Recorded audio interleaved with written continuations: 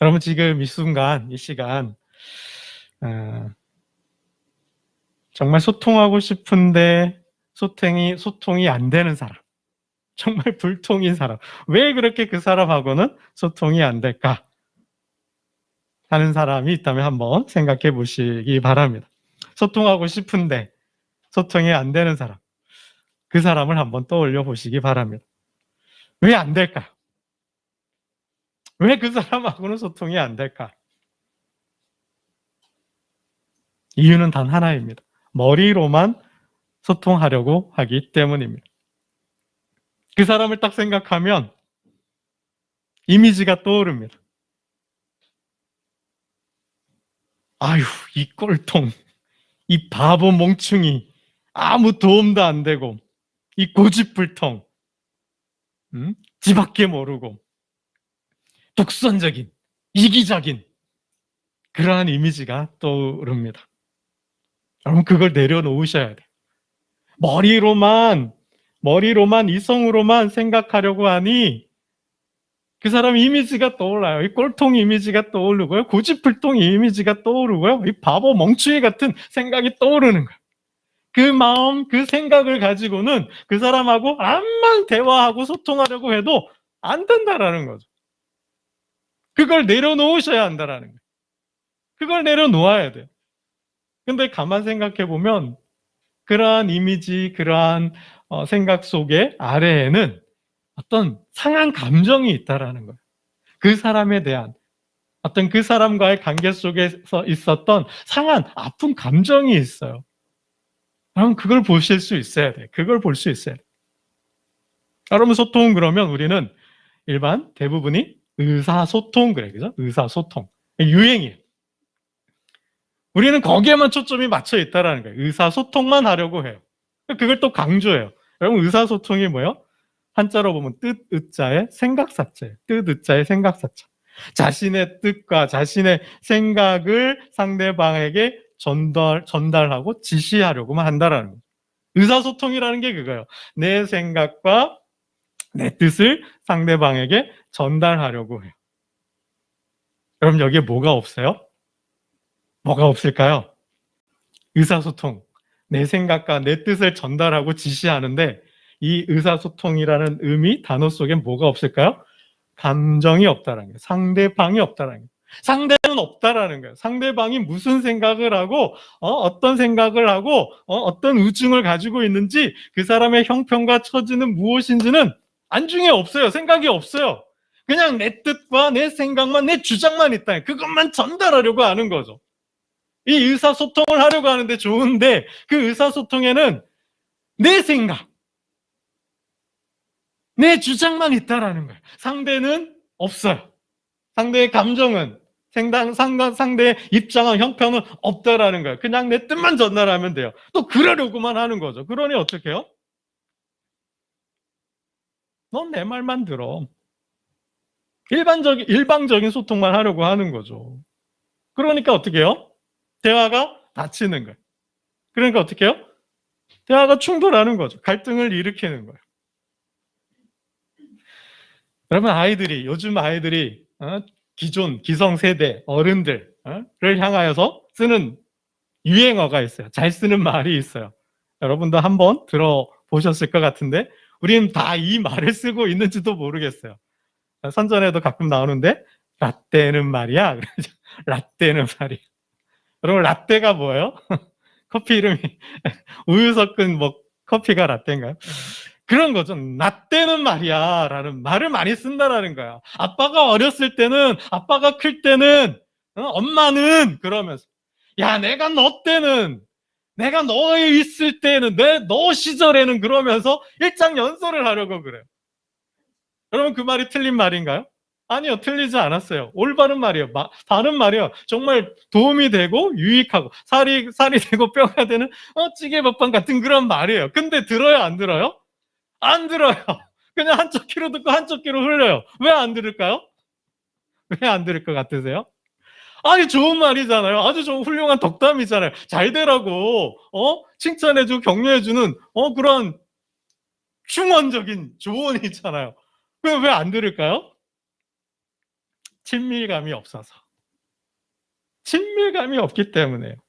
아무리 아빠라고 하더라도, 아무리 아버지고, 아무리 내가 상사고 사장이라고 하더라도 그 사람과 그 사원과 그 성도와 친밀하지 않고 교통이 되지 않고 공감이 되지 않는다면, 어떤 인간관계가 형성이 되지 않았다면 뭐요?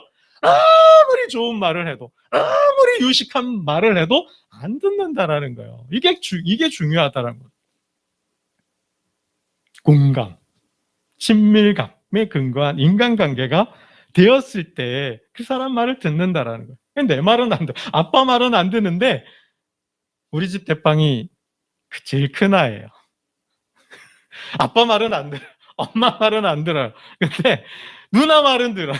언니 말은 들어요. 이런 거죠. 이게 가정뿐만 아니라 공동체 속에서, 직장 관계 속에서도 이게 작용하고 있다라는 거예요. 그 사람과 나와의 어떤 친밀한 인간관계가 형성되지 않으면 말을 듣지 않는다는 거예요. 소통이 안 된다는 거죠. 여러분, 우리가 대화하려면 그 사람과 소통이 안 되는 이유는, 가만 생각해 보면 내 말을 한번 생각해 봐요. 내가 그 사람과 주고받는 대화 속에 어떤 말들을 하고 있는가. 이미 전제를 해요. 쟤는 말썽꾸레기야. 쟤는 문제아야. 쟤는 아무 도움이 안 돼. 이미 뭐요? 대화하기 전에 우리는 이미 그 사람에 대해서 판단을 하고 있어요. 평가를 내렸어요. 그래서 뭐요? 안 된다. 못한다. 소통이 안 된다. 그래서 뭐 하라 그래요? 충고하고 조언하려고 하는 마음이 무의식적으로 그냥 들어버리는 거예요. 무의식적으로 그렇게 들어버리는 거죠. 그래서 어떻게 해요? 꼭 뭐 폭력을 때리면서 말을 해야만 폭력이 아니라 뭐 욕을 하고 쌍욕을 하고 모욕을 주고 뭐 비난하고 책망한다고 해서 폭력이 아니라, 이미 그 사람과 대화하기 전에 그 사람에 대한 판단을 하고 평가를 하고 그리고 대화를 한다는 이 자체가 폭력적 대화라 그래요. 폭력적 대화라는 거죠. 우리는 물리적 폭력이 아니라 이미 언어적인 폭력을 가하면서 대화를 하고 있다는 거죠. 그러니 소통이 안 되는 거예요. 대화가 안 되는 거죠. 그래서 대화 상담가들, 대화 전문가들이 하는 말이 평가하지 마라. 그래서 이런 말들을 쓴대요. 전문적인 용어로 판단 중지. 판단 중지하래요. 그 사람에 대한 과거의 경험, 그 사람이 어떻다, 저렇다, 이렇다라는 그 생각, 그 마음을, 나의 기준이죠. 이미 나의 기준과 나의 잣대로 그 사람을 보고 있다라는 거예요. 다른 사람도 그렇게 볼까요? 그렇게 보지 않을 수 있어요. 나만 그렇게 본다는 거예요. 나만의 내 관계 속에서 그 사람이 바보가 된 거고 멍충이가 된 거고 고집불통이 된 거예요. 그럴 수 있다라는 거죠. 그런 생각을 내려놓으라는 거죠. 판단 중지하라는 거예요. 예. 좀 고상한 말로 하면 에포케 치라 그래요. 에포케. 판단하지 말라는 거예요. 멈추라는 거예요. 생각을 멈추라. 그 사람에 대한. 그럴 때 어떻게 해요? 우리는 나도 모르게 무의식적으로 튀어나오려는 충고하고 조언하려고 하는 마음이 안 생긴다라는 거죠. 여러분, 가만 생각해 보세요. 저도 그렇고 저 사람도 그래요. 그 사람도 그래요. 모든 사람은 뭐요? 여러분, 못하고 싶은 사람이 어디 있어요? 실패하고 싶은 사람이 어디 있어요? 틀리고 싶은 사람이 어디 있어요? 세상에 빵점 맞고 싶은 사람이 어디 있겠어요? 그렇죠? 세상에 제일 꼬발이 하고 싶은 사람이 어디 있겠어요? 1등 하고 싶고, 나도 실적을 내서 성과를 내서 사회에, 교회에, 직장에, 일터에 좀 밀주하고 싶잖아요. 도움이 되고 싶어 사람이 되고 싶잖아요. 다 그런 마음이 있어요. 근데 뭐예요? 안 된다라는 거예요. 못한다라는 거죠. 잘나고 싶어요. 나도 잘해서 인정받고 칭찬받고 싶은 마음이 있어요. 근데 뭐요? 안 돼요. 못해요. 안 되는 그 무엇이 있어요. 그래서 무너지고 실패하죠. 그러니까 그 사람에게 뭐가 있어요? 아픔이 있어요. 하고 싶은데 못하는, 안 되는 그 아픔, 그 쓰라린 아픔, 실패에 대한 아픔, 감정이 있다라는 거예요. 그거를 헤아리지 못하고, 그걸 보지 못하고, 못하네, 잘하네, 이랬네, 저랬네, 그러니 너는 그것밖에 안 되지, 그것밖에 못하냐, 그래도 뭐 대학 나왔냐, 니네 엄마가 그래서 뭐, 미역국 뭐, 이렇게 가면 어떻게 될까요? 그 사람하고는 영원히 등지는 거죠. 네. 그 사람하고는 영원히 등지는 거예요. 관계가 안 되는 거죠. 볼 때마다 어떻게 해요? 견원지가 되는 거예요. 으르렁 거릴 수밖에 없는 거죠. 여러분, 그 아픔을 공감해 줄 수 있어야 합니다. 사람들에게는요, 저마다 그 아픔들이 있다라는 거예요. 그 실패에 대한, 그 무너짐에 대한, 그 상실에 대한 아픔이 있어요. 그 아픔을 보듬어 줄 수 있어요. 품어 줄 수 있어요. 그걸 볼 수 있는 사람이 공감, 소통을 할 수 있다라는 거죠. 각 사람 마음속에는 그 가슴에서 일어나는 일이 있어요. 그 일을 돌보아 줄 수 있어야 돼요. 그 가슴 속 느낌을 나도 느낄 수 있어야 돼요. 그래야 그 사람과 소통하고 일치할 수 있다라는 겁니다. 여러분, 다시 한번 생각해 보세요. 소통이, 대화가 안 되는 사람이 있다면 내가 왜 그 사람하고 소통이 안 될까? 내가 이미 그 사람을 판단하고 평가하고 어떤 내가 그 사람에 대한 이미지를 가지고 그 사람에 대한 어떤 감정을 가지고 소통하려고 하는 건 아닌지 여러분 한번 깊이 생각해 보셔야 합니다. 여러분, 내가 낳은 아이가, 내가 배앓이를 해서 나와서 키운 아이가 어느 날 죽고 싶다고 말을 해요. 그럼 뭐가 잘못된 걸까요? 내가 낳았어요. 내가 길렀어요. 금이야 오기야 길렀는데 그 아이는 죽고 싶대요. 우울하대요. 여러분, 뭐가 잘못된 거죠? 어떤 한 아이가, 중학생 아이가 학교에서 실시한 심리 검사를 받았대요. 근데 검사 결과를 보니 우울 증세를 보이고 자살 충동을 느끼고 죽고 싶다라는 거예요. 큰일 났잖아요. 상담사가 부모에게 알려줬어요. 이 아이가 좀 위험하다라는 거죠. 우울 증세를 보이고 자살 충동을 자주 느끼고 죽고 싶어 한다라는 거예요. 그런데 이 아이가 나왔어요. 자살 충동을 느끼고 우울증을 느껴서 죽고 싶다고 하는 이 아이가 나왔어요. 이 아이는 왜 죽고 싶어하고 왜 자살 충동을 느꼈을까요? 그런데 그 우울한 감정이 사라지고 행복해졌어요. 행복한 아이가 됐어요. 도대체 그 아이의 삶 속에 무슨 일이 있었을까요? 여러분, 사람을 죽이기도 하고 살리기도 하는 게 공감이라는 겁니다. 사람이 공감받을 때 사는 거예요. 사람이 공감받을 때 호흡할 수 있어요. 여러분, 우리가 산소를 마시잖아요. 이것처럼 심리적인, 정서적인 산소가 있대요. 그게 공감이라는 거예요. 모든 사람에게는 메슬로우라는 그 심리학자가 모든 사람은 인정받고 싶은, 수용받고 싶은, 사랑받고 싶은 욕구가 있대요. 근데 그 욕구, 그 인정받고 사랑받고 싶은 마음이 채워지지 않으면 불안을 느낀다라는 거죠. 부모로부터, 어떤 주 양육자로부터, 어떤 중요한 나에게 의미 있는 대상으로부터 공감받고 사랑받고 인정받고 수용을 받아야 되는데 그 공감을 받지 못하면 불안을 느끼는 거예요. 불편한 거예요. 힘든 거예요. 그 증세가 심해지면 우울해지는 거죠. 강박을 느끼고요. 정신적인 병리 이상을 일으킨다는 거예요. 마음의 병이 생길 수 있다는 거예요. 그게 공감받아서 인정이 될 때 어떻게 해요? 그 사람은 행복해진다는 거죠. 마음의 안정을 느끼고 삶의 안정까지 느낀다는 거예요. 그렇게 그것이 마음의 심리적인 공감을 통해서 심리적 안정이 되어야 가정이 화목하겠죠? 교회가 평화롭겠죠? 직장과 일터가 또 가고 싶겠죠? 매일 가고 싶겠죠? 아무리 어렵고 힘든 일을 시켜도 제가 하겠습니다 하지 않을까요? 근데 그게 안 돼요. 너는 그것밖에 못하냐.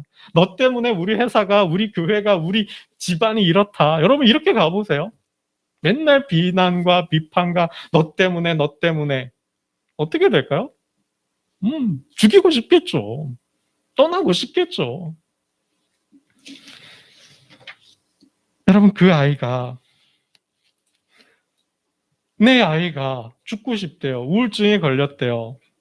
어떻게 해요? 엄마가 그 아이를 데리고 병원에 갑니다. 의사가 진료를 했어요. 이 아이는 위험합니다. 그냥 내버려 두었다간 아이가 정말 죽을 수도 있습니다. 어느 날 옥상에서 떨어지는 거예요. 지하철을 타다가 달려드는 거죠. 등산 갔다가 그냥 떨어지는 거예요. 그럴 수 있다라는 거죠. 엄마가 얼마나 가슴이 아파요?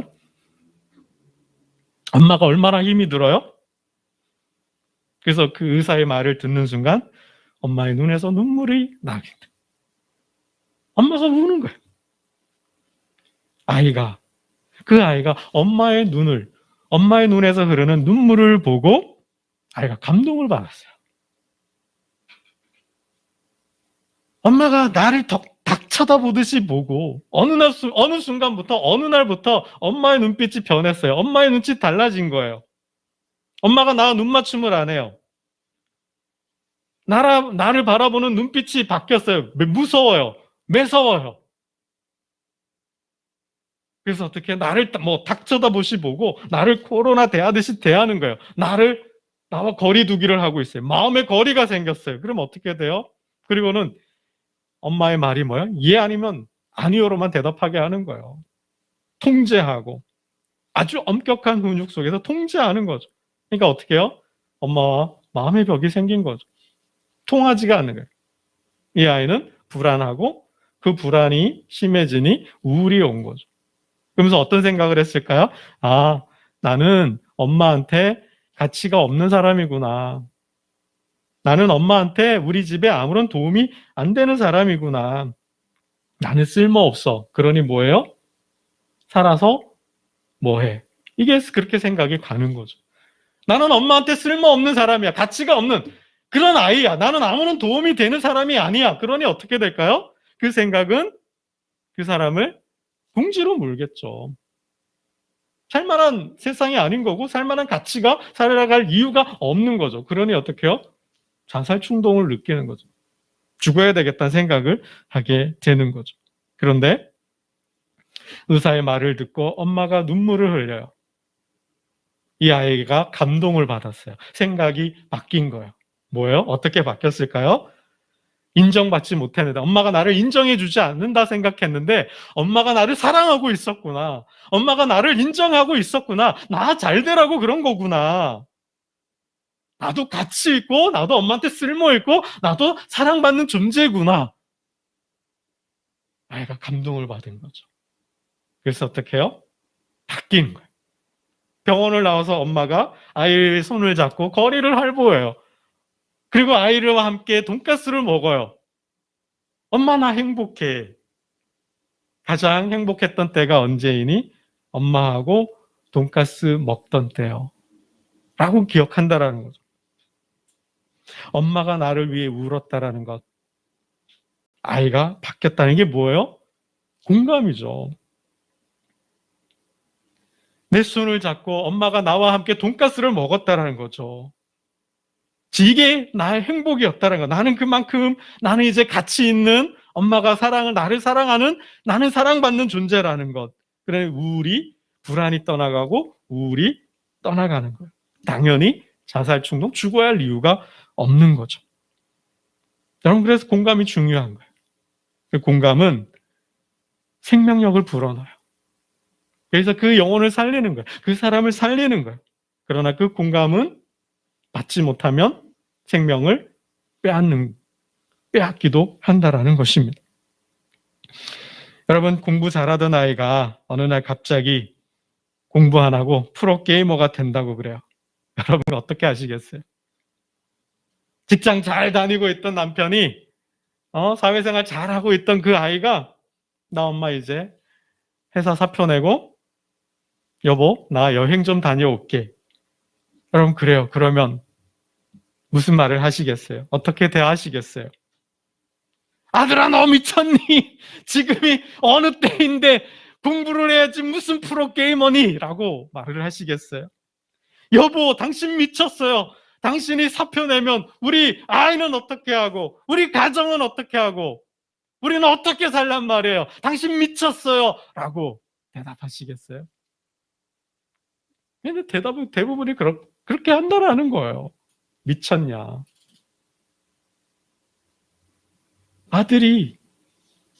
내 아이가 왜 프로게이머가 되려고 하는지, 왜 공부를 포기하려고 하는지, 거기에는 그 아이의 마음은, 아이의 삶은 이해하려고 하지 않는다라는 거예요.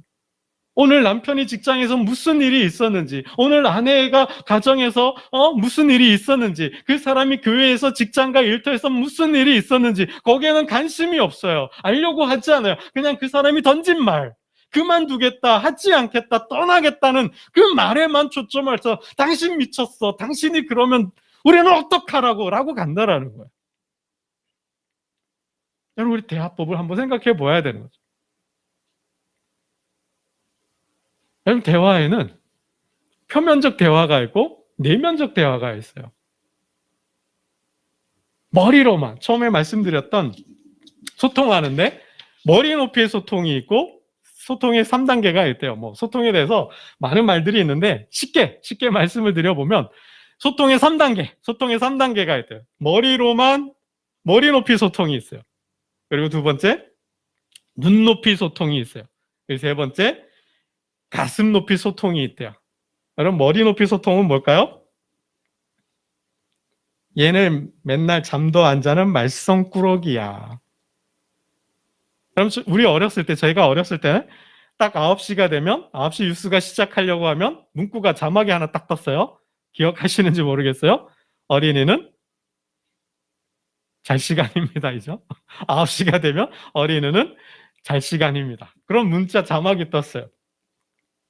근데 여러분, 엄마는, 아빠는 TV 보고 있고 또 언니와 동생은 이렇게 다른 방에서 자기 일을 하고 있는데 너만 자라니 나만 자라니 자겠어요? 안 자는 거죠.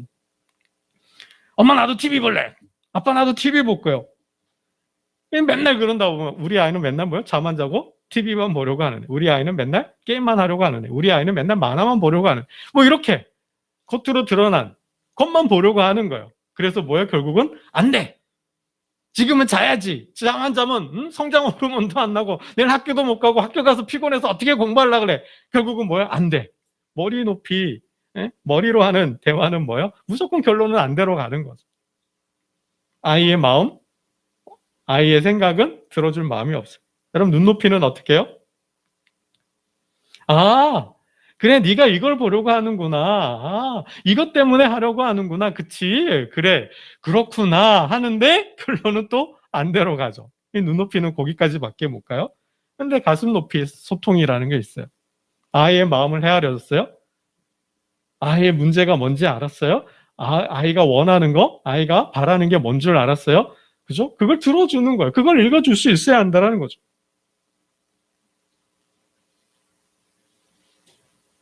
아이의 가슴 속에서 일어나고 있는 것, 아이가 가슴 속에서 느끼는 것, 그거를 알고 그거를 들어주는 거예요. 그걸 터치해 주는 거죠. 그 소통이 가슴 높이 소통이라는 거죠. 그러니까 대화에는 표면으로 드러난 감정이 있어요. 그러나 그 감정 밑에는 내면적 감정이 있다라는 거죠. 거기까지 그거를 읽어줄 수 있어야 한다는 사실입니다. 여러분, 말씀을 맺겠습니다. 공감이란 뭐냐? 다른 사람의 감정과 입장을 이해하고 더 나아가서 거기에 적절하게 대응해 나가는 능력이라 그래요. 다른 사람의 감정과 입장을 이해해주고 거기에 대응해서 내가 반응해 주는 게 공감이라는 거죠. 그럼 성경적으로 가면 하나님은 공감하는 하나님이시죠. 그럼 공감이 안 되면 대화가 안 되는 거예요. 공감이 안 되면 일이 안 되는 거죠. 저는 우리는 하나님의 마음, 우리가 하나님을 믿는다면, 우리가 하나님을 안다면 그 하나님이 나를 있는 그대로 받아주셨잖아요. 내 마음을 알아주시잖아요. 내 마음을 싸매어 주시잖아요. 내 마음을 치료해 주시잖아요. 내 형편과 처지를 아시는 하나님, 머리털까지도 세시는 하나님이 어떻게 해요? 나를 돌보시잖아요. 무엇을 먹을까 마실까 입을까를 아시고 채워주시고 공급해 주시잖아요. 내 형편과 처지를 알아서 거기에 맞는 말씀을 주시고 거기에 맞는 살아가시는 능력을 주시잖아요. 내가 어려울 때, 내가 외로울 때, 내가 고통당할 때, 내가 박해당할 때 주님은 내 마음을 아시고 마음에 힘을 주시고 싸울 수 있는 능력을 주시고 헤쳐나갈 수 있는 지혜를 주시고 그것만이에요. 함께 하시잖아요. 여러분 우리가 하나님을 알고 하나님을 믿는다면 하나님이 나를 그렇게 공감해 주셨듯이 그 하나님의 마음으로 우리는 성도를, 자녀를, 남편과 아내를, 우린 직장에서 동료들을 그렇게 공감해 주어야 한다라는 거죠. 여러분 한 백인 인권운동가가 있었어요. 흑인들을 위해서 자신의 인생을 드린 사람이에요. 근데 머리로는 알겠는데 가슴으로는 느껴지지 않는 거죠. 정말 흑인들이 받는 고통이 뭘까? 사회에서 받는 차별이 뭘까? 머리로는 알겠어요. 눈으로 보는 것도 알겠어요. 근데 감정적으로는 그들이 어떤 감정일까를 알 수가 없는 거죠. 그래서 어떻게 해요? 이분이 머리를 삭발을 하고 머리에 까만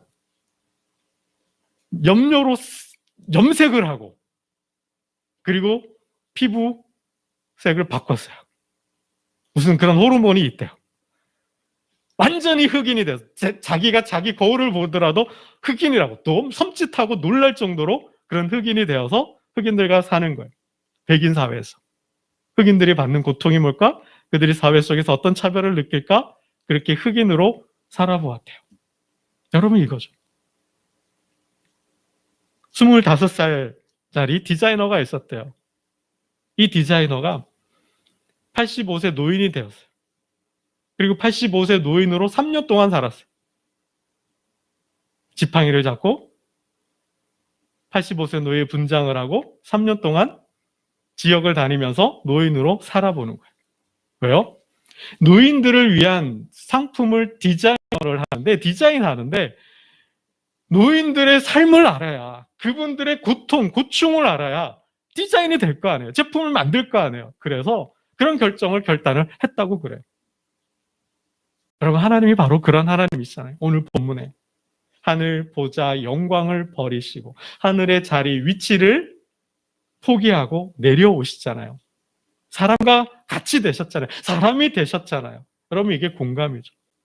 내려가는 것, 마음을 비우는 것, 그 사람의 삶의 자리로 내려가서 그들의 삶을 살면서 그들이 보고 듣고 느끼는 것을 경험하면서 그리고 그들을 이해하는 게 공감이라는 거죠. 하나님은 그렇게 하셨다라는 거예요. 여러분 오늘 우리가 출애굽기를 공부하는데 하나님은 그들의 고통을 보시고 부르짖음을 듣고 그들의 근심을 알고 머리로 알고 가슴으로 느꼈어요. 거기까지가 아니죠. 하늘에서 내려오시고 그리고 행동하시죠. 건져내셔서 그리고 동행하는 거예요. 어디까지요? 약속의 땅까지. 여러분 그 하나님이 오늘 본문의 말씀처럼 사람이 되셔서 우리와 함께 하십니다. 그리고 동행하셔요. 그리고 저와 여러분을 인도하십니다.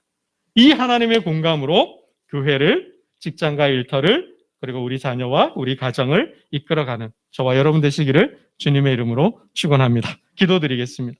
하나님 아버지 감사합니다. 하나님의 공감으로 우리 모두를 공감하게 하여 주옵소서.